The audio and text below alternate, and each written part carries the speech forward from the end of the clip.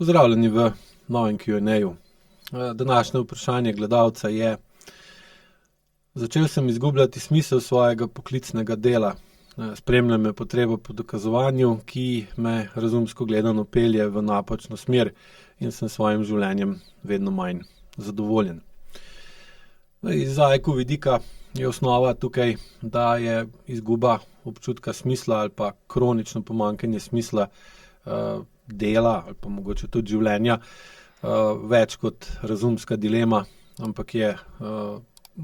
iz AIQ-ja gledano posledica razkoraka razlike, nepovezanosti, ločenosti med zavestjo te osebe in podzavestnimi vzorci, ki v bistvu v glavnem 95% primerov dejansko usmerjajo naše odločitve in delovanje. Ker zavest si morda želi spremembo, počitek ali pa spoznavamo, da smo preveč delavni, da imamo preveč obveznosti, da poskušamo dokazovati nekomu nekaj, kar nas pa izčrpuje, povzroča, da smo bolj bolani, se slabše počutimo, imamo težave v odnosih, tako partnerskem kot starševskem kot ostalih odnosih, in nekje na nekem zavestnem delu vemo in tudi se zavedamo, da tako naprej ne gre. Ampak telo pa še vedno sledi staremu programu, ki je bil v preteklosti nujen za preživetje, danes pa v bistvu ustvarja notranjo napetost, praznino in izgubo smisla, čemu to sploh počnem. Glavna značilnost takega stanja, ki ga pogosto zaznam sploh pri poslovnežih oziroma pri ljudeh, ki so zelo službeno aktivni, je ta, da kaj je skupno pri vseh njih, je velika razlika med tem, kako so živeli njihovi starši in kako živijo oni. In dejansko se ustvari, lahko bi rekel, prevelika razlika med potencialom, ki ga imajo tla, na katerih stojijo. Ta potencial definirajo starši, oče, mati ali pa oba. In potencial ali pa dejansko stanje, v katerem se nahaja njihova glava. In v sodobnem času zaradi velike količine energije, ki je na razpolago, tehnologije, ki nam pomaga pri tem, da lahko to energijo uporabimo za spremembo, lahko pride do zelo hitre spremembe ali pa lahko rečemo celo prehitre in lahko že v eni generaciji pride do takih razlik, ki so bile prej možne mogoče v 3, 5 ali celo 6 generacijah, kar pa jasno ustvari problem na podzavestni ravni, ki pa je še zmeraj nastavljena in tudi deluje po starih programih in enostavno ne sledi spremembo konteksta, ki jo ustvarjamo na zavestni ravni. In seveda ta notranja napetost, ki se ustvarja med dvema potencialoma, tem na tleh pa tem v glavi, ustvarja ogromno količino energije, ki potem to osebo sili v to, da je prekomerno aktivna in v bistvu potreba po dokazovanju pogosto način, kako spravljamo to napetost ven iz sebe z določenim razlogom, ki pa potem pogosto postaja vedno bolj izgovor, hkrati pa telo in naša okolica, ne glede na to, ali imamo razlog ali imamo izgovor, trpi in to vedno bolj vpliva tudi na našo zavest in v določeni točki se nam postavi tako vprašanje, ki ga potem po mailu pošljete meni in dobite zdaj ta odgovor. Drug aspekt celotnega procesa je, da je potreba po dokazovanju simptom preteklih ran. Ker kronična potreba po dokazovanju pogosto izvira iz neprepoznanih občutkov nevrednosti, ki se oblikujejo običajno v otroštvu, še posebej, če otrok za otrokove pojme in potrebe ni bil dovolj viden, slišan ali čustveno priznan. In recimo otrok, ki se je moral kronično truditi, da si je zaslužil pozornost, pridobil pozornost, naklonjenost ali pa da mu je bil dovoljen v narekovajih ali pa tudi brez narekovajev obstoj v družini, razvije v podzavestnem delu živčnega sistema pogojne oziroma odvisne vzorce, da je dokazovanje edini način, da še začuti, da je nekaj vreden, da je nekom nekaj pomemben, in seveda se potem relativno hitro razvije to, da se oseba kronično dokazuje in pride v kronične težave. Naslednjo, kar opažam pri takih primerih, je, da je pretirano dokazovanje posledica kroničnega nezaupanja vase. In ko posameznik ni čutil, da je dragocen in dovolj pomemben že s tem, da je kot otrok, seveda začne svojo vrednost iskati skozi dokazovanje drugim. In potem pretirava z dokazovanjem drugim, zaradi tega, ker ni mogel dokazati v narekovajih svojim staršem ali pa okolici, v kateri je rastel kot otrok, da je dovolj pomemben že s tem, kar obstaja. In seveda ni mogel zaupati odraslim v tem okolju, in ker ni mogel zaupati odraslim, potem tudi ne zaupa lastnemu občutku vrednosti, ampak seveda potem nenehno kronično išče zunanje potrditve, da je nekaj vreden, in pogosto to seveda vodi tudi v narcistično vedenje, kar pa seveda potem povzroča močno trpljenje v okolici, na katero ta oseba nezavedno ali pa tudi zavedno vpliva. Z lajkov vidika je pretirano dokazovanje znak notranjega nezaupanja vase, ki pa ni samo plod razuma, ampak telesnega in čustvenega stanja, zapisa iz časa, ko je posameznik kot otrok ni prejel dovolj potrditev, da je sprejet takšen, kot je. Naslednjo stanje, seveda je možno pa tudi kombinacija večjih stanj, ki jih navajam, je, da se v otroku, če ni bil pomemben staršem, oblikuje kronična nemoč. In če starši na telesni ravni ne kažejo, da jim je otrok pomemben, in če otrok doživlja občutek, da je odveč, se v njem ne more ne oblikovati kronična nemoč. In telo se nauči, da ni dovolj in da ne sme biti prostora za sproščenost, spontanost in avtentično izražanje, saj ti izrazi potem niso bili slišani ali pa so bili celo kaznovani, čeprav so bili spontani, pravilni in naravni. Če ima starš drugačno, zaradi senzorno-motorne amnezije, drugačno definicijo, kaj je prav pa kaj je narobe, in se otrok vede po njegovem narobe, čeprav bi se po naravnem sistemu vedel prav, pride pogosto do kaznovanja, zasmehovanja, frustriranja, poniževanja, potlačevanja. In ta nemoč, ki se razvije v takem okolju, v takem času, se potem v odraslem življenju spremeni v kronično potrebo po dokazovanju kot načinu za ustvarjanje iluzije, da si močen, pomemben in vpliven, in seveda ta odvisnost potem sprejme obliko klasične pozitivne povratne zanke, kjer najprej je dovolj prst, potem pa ni dovolj več niti cela roka. Še eden od vzrokov za takšno stanje je zloraba dokazovanja, ki vodi v kronične posledice. Ko enkrat zaradi zgoraj omenjene ali pa prej omenjene odvisnosti dokazovanje postane glavni način regulacije samopodobe in odnosov, ki jih imamo z drugimi, pogosto ali pa skoraj praviloma pride do zlorabe tega mehanizma,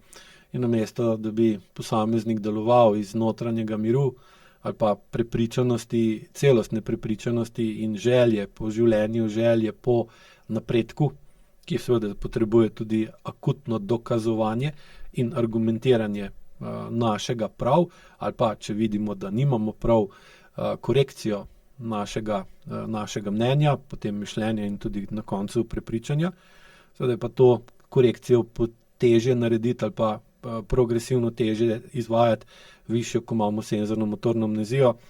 ker težje sprejmemo, da nimamo prav, in težje spremenimo tisto, kar ni prav, v bolj prav ali pa manj narobe.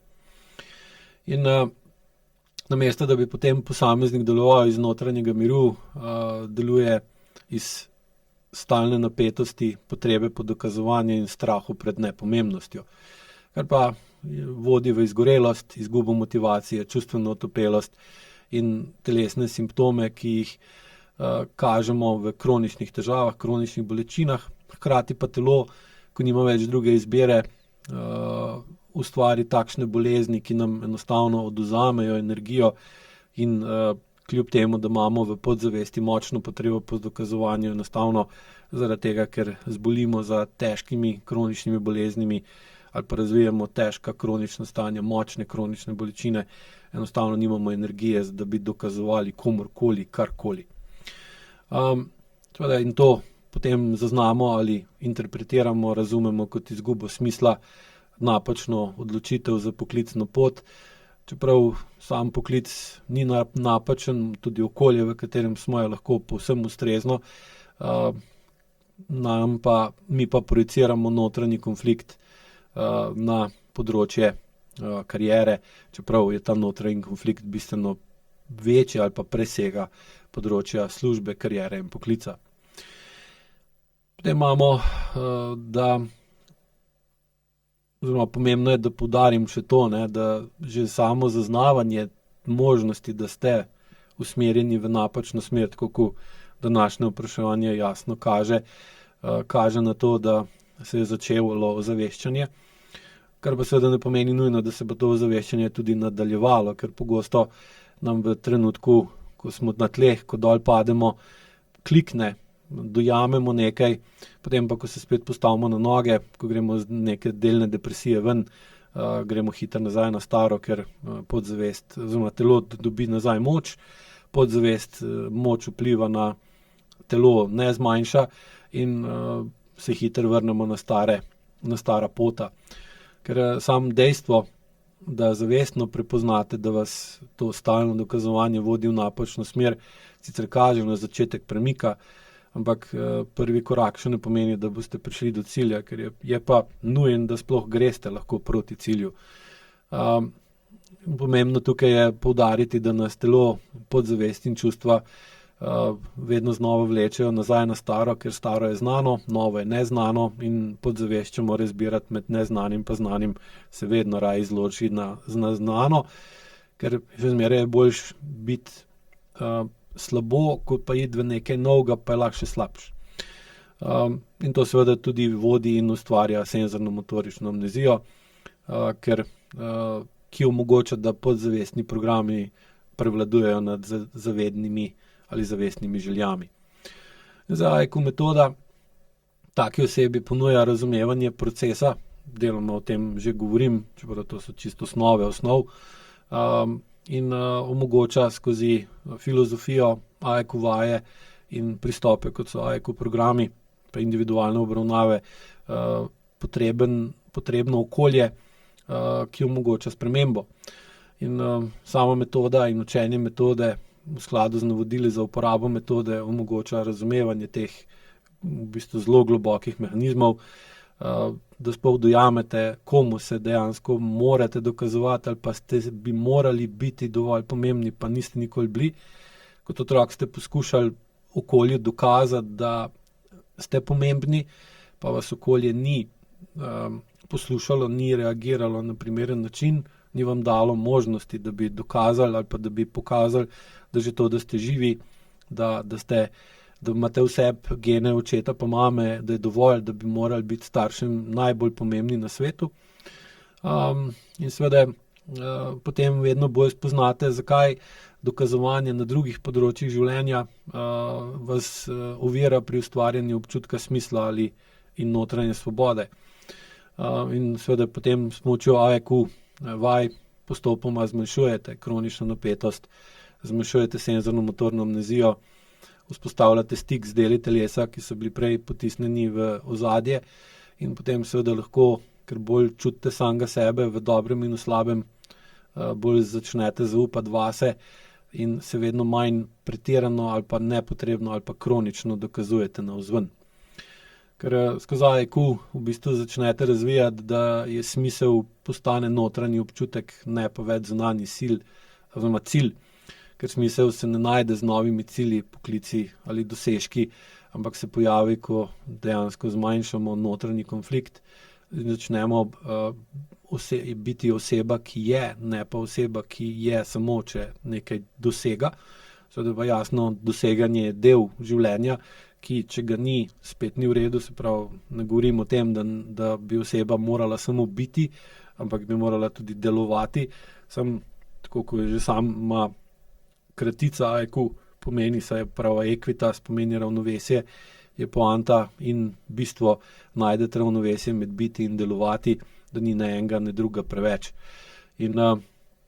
Če hočete to ravnovesje najti, je možno skozi ponovno povezavo med zavestjo in telesom, da zavest dopusti telesu, da ji pove v narekovajih, kako je in zakaj je tako, čeprav je to lahko zelo neprijetno in težko,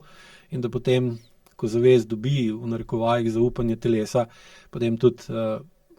telo, ki čuti, da je bolj razumljeno, bolj sprejeto in bolj spoštovano